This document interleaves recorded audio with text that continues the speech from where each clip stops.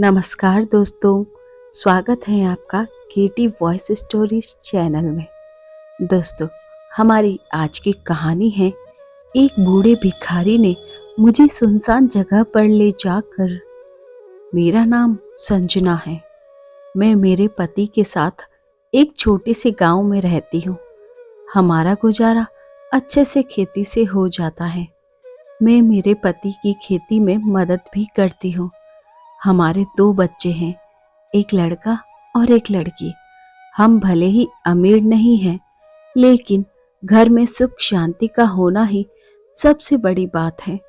हमारा गांव छोटा सा है, तो हमें खेती का सामान और चीज़ों के लिए पास के शहर जाना होता है। जो चीज़ें पास के शहर में नहीं मिलती, तो फिर उसके लिए बड़े शहर जाना होता है। मेरे पति राजेश सोच रहे हैं कि अब वो एक नया ट्रैक्टर ले। मेरा भी अक्सर पास के शहर में आना जाना लगा रहता है, कभी घर के काम से तो कभी खेती और दूसरे कामों की वजह से। मैं औसतन 7 दिन में एक बार शहर चली ही जाती हूँ। मैं जब भी शहर जाती हूँ, मैं वहाँ मंदिर के बाहर बूढ़े भिखारी बाबा से मिलती हूँ। करीब 1 साल पहले ही वो वहाँ आए हैं। मैं भी उन्हें 1 साल से देख रही हूँ। मुझे याद है, जब मैंने उन्हें पहली बार देखा तो वो काफ़ी दुखी थे। मैंने उन्हें पैसे दिए, लेकिन उन्होंने नहीं लिए। फिर अगली बार जब मैं गई तो मैंने उन्हें घर के बनाए पकवान दिए। वो देखकर वो खुश हुए और बड़े चाव से खाने लगे। तब से यह सिलसिला शुरू हो गया। मेरा जब शहर जाना होता, मैं उनके लिए जो भी घर में बनाया होता लेकर जाती। वो मुझे मेरे नाम से बुलाते हैं। इन 1 सालों में उन्होंने मुझसे बहुत बातें की। मेरा घर गांव कहाँ है, यह भी उन्हें पता है। मेरे पति नया ट्रैक्टर लेने बड़े शहर गए थे। मैं घर में अकेली थी। वो करीब 3 से 4 दिन के बाद आने वाले थे। वो जिस दिन गए, उसी शाम मुझे मेरे घर के बाहर वो बूढ़े बाबा दिखाई दिए। सारा दिन मैं खेतों पर थी, इसलिए मुझे पता नहीं चला। जब मैं शाम को घर आई तो मेरे घर के सामने वाले पेड़ के नीचे वो बूढ़े बाबा नीचे बैठे थे। उन्हें यहाँ देखकर मुझे अचंभा हुआ, क्योंकि 1 साल में कभी भी वो आए नहीं थे यहाँ। मैंने उनसे पूछा कि बाबा, आप यहाँ कैसे? वो बोले, मुझे तुमसे कुछ बात करनी है, इसलिए आया हूँ। मैंने उस समय उनकी बात को हल्के में लिया और सबसे पहले उनके लिए कुछ खाने को घर से ले आई। हालांकि वो इतनी दूर से नहीं आए थे, लेकिन एक बुजुर्ग इंसान को थकावट ज़्यादा होती है। कुछ खाने के बाद वो फिर बोले कि तुम्हें मेरे साथ कहीं चलना होगा। मैंने पूछा, कहाँ? वो बोले कि पास ही हैं, सुबह निकलेंगे तो शाम के पहले आ जाएंगे। तुम्हारे गांव से बस का साधन भी मिल जाएगा। मैंने बोला, आप कहाँ जाने को बोल रहे हैं, बताइए तो। वो बोले कि मैं तुम्हें अभी नहीं बता सकता, बस तुम मेरे साथ चलो। मैंने कहा कि मेरे पति नहीं हैं, वो बाहर गए हैं ट्रैक्टर लाने के लिए। वो मुझे बीच में ही टोकते हुए कहते हैं कि मुझे पता है, तुमने ही मुझे बताया था कि 3 से 4 दिन बाहर रहने वाले हैं, इसीलिए मैं अभी आया हूँ। मुझे उनकी कोई बात समझ नहीं आ रही थी।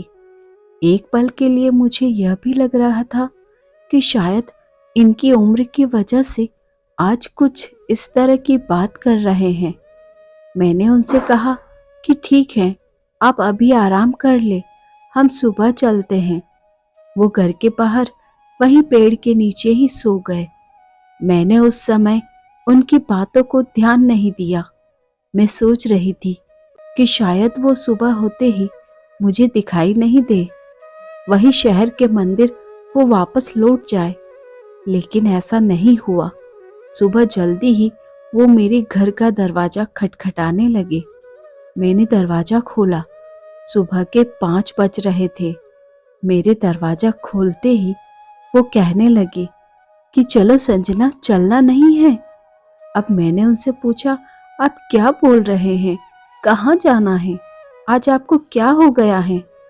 हालांकि मैं उन्हें पिछले 1 साल से जानती थी, लेकिन आज वो कुछ बदली बदली बातें कर रहे थे। वो बोले कि तुम्हें मेरे साथ चलना होगा। मैंने कहा, जाना कहाँ है? आप बताओ तो सही। मेरे पति नहीं है अभी। वो बोले, ज्यादा समय नहीं लगेगा, अभी 8 बजे निकलेंगे तो शाम 5 बजे तक वापस आ जाएंगे। मुझे एक पल के लिए कुछ अजीब लगा, लेकिन फिर मैं उन्हें 1 साल से जानती थी, लेकिन उनके बारे में कुछ ज्यादा नहीं जानती थी, इसलिए मुझे उनके साथ जाने में थोड़ा संकोच जरूर हो रहा था। लेकिन मैं इतना जरूर जानती थी कि उन पे विश्वास किया जा सकता था।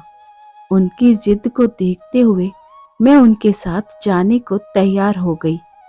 हमारे गांव से एक बस जाती थी।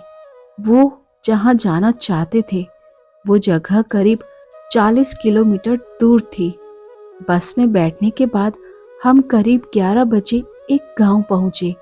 वहां उतरने के बाद उन्होंने कहा कि चलो मेरे पीछे आओ। ज्यादा तेज वो चल नहीं पा रहे थे, लेकिन धीरे धीरे चलकर वो गांव के बाहर हो गए थे।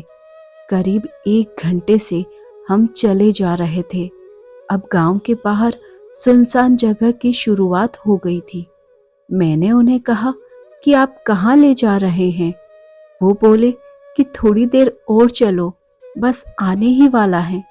उसके बाद भी करीब आधा घंटा चलने के बाद वो एक छोटी सी झोपड़ी में पहुंचे। बाहर से देखने पर जर्जर थी। उन्होंने उसका दरवाजा खोला। उसकी चाबी उनके पास थी। झोपड़ी में जाने के बाद वहां मुझे सिर्फ पत्थर दिखाई दिए। उन्होंने कहा कि यह बड़ा पत्थर हटाओ। मैंने हटाया और फिर उन्होंने वहां खोदना शुरू कर दिया। धीरे धीरे खोदने के बाद उन्होंने वहां से एक बड़ा संदूक निकाला, जिसकी चाबी भी उनके पास थी। उन्होंने वो बड़ा संदूक खोला और मुझे दिखाया। वो संदूक पैसे और जेवरात से भरा था। मैंने देखते ही पूछा, यह क्या है बाबा और किसका है? वो बोले, बेटी, यह मेरा है और अब यह तुम्हारा है। यह पहली बार था जब उन्होंने मुझे बेटी कहा। मैंने कहा, आपका कहाँ से आया? उन्होंने कहा कि मैं तुम्हें पहले बताता तो तुम मानती नहीं, समझती कि मैं पागल हूँ, इसलिए मैं तुम्हें बोल रहा था कि मेरे साथ चलो। तब उन्होंने पहली बार अपनी कहानी सुनाई। वो बोले कि बेटी, यह मेरा और मेरे बाप दादाओं का कमाया है। यह तो कुछ नहीं, मेरे पास अच्छी जमीन भी है। मेरे बेटे ने मुझे घर से निकाल दिया। अभी वो मेरे घर और जमीन के साथ जी रहा है। उसे इसके बारे में पता था, लेकिन जब उसके बार बार पूछने पर भी मैंने उसे नहीं बताया, तो उसने कहा कि जब आप मुझे वो संदूक नहीं देना चाहते तो घर से निकल जाएं। उस दिन से मैं घर से निकल गया और दूर जाकर मंदिर के बाहर जाकर बैठने लगा। तुम में मुझे मेरी बेटी दिखती है। मैं अब कितने दिन रहूंगा? मैं चाहता हूँ यह सब तुम रख लो। उनकी बात सुनकर मुझे बहुत दुख हुआ कि उनके साथ यह हुआ है। मैंने कहा कि इस दुनिया में कर्म के फेर से कोई नहीं बच सकता।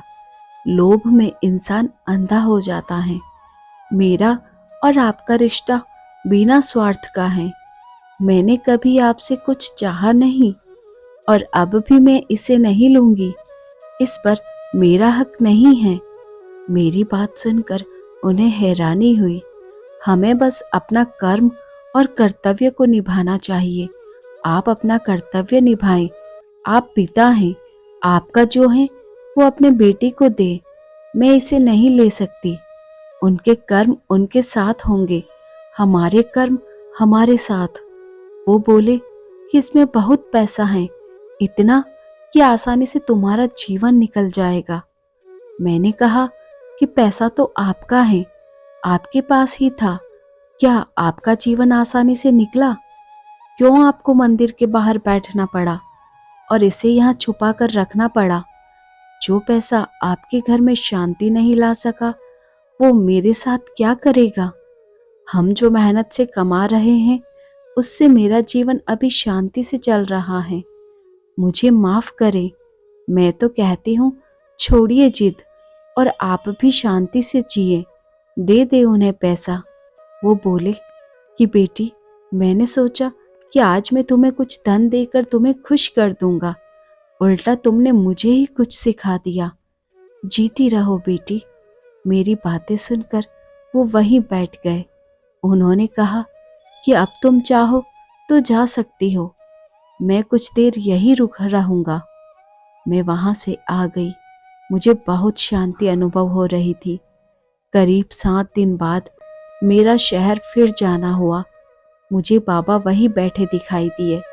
मुझे देखकर बहुत खुश हुए।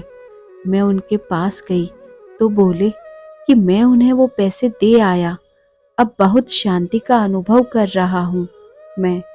धन उनके लिए महत्वपूर्ण था तो मेरे लिए भी तो था। वो लेने की जिद पर अड़े थे और मैं ना देने की। धन के भूखे तो हम दोनों ही थे। जब तुम इतनी युवा होकर इतना धन छोड़ सकती हो, तो मेरे तो दिन ही कितने बचे हैं। तुमने सच में मुझे शांति का अनुभव करा दिया। बाबा अब सच में खुश लग रहे थे। मुझे अच्छा लगा उन्हें ऐसा देखकर। धन्यवाद। दोस्तों, आपको यह कहानी कैसी लगी, हमें कमेंट कर ज़रूर बताएं और इसी तरह की और कहानियाँ सुनने के लिए हमारे साथ जुड़े रहें और अपना प्यार सपोर्ट देते रहें। वीडियो को लाइक शेयर करना ना भूलें। चैनल पर नए हैं तो सब्सक्राइब कीजिए, बेल आइकन को प्रेस कीजिए ताकि न्यू स्टोरी का नोटिफिकेशन आपको मिल